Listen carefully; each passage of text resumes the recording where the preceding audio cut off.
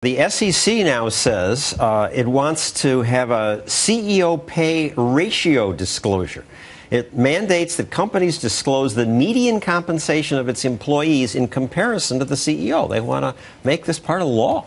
Well, I understand the motivation behind that, but what is that really going to do? It's going to point out something we already know. CEOs make a lot more than the median wages of the people in their companies.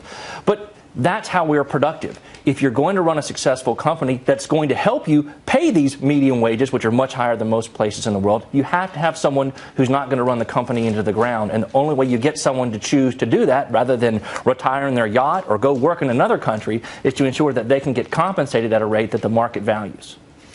Well, Switzerland recently held a vote on whether CEO pay should be limited to no more than 12 times that of the company's lowest wage. One of the people I talked to in Times Square was enthusiastic about that. I read something about in Switzerland where they're trying to ensure that CEOs don't make, many times more than like their lowest. So government should set a rule. Yeah. The Swiss voted that down.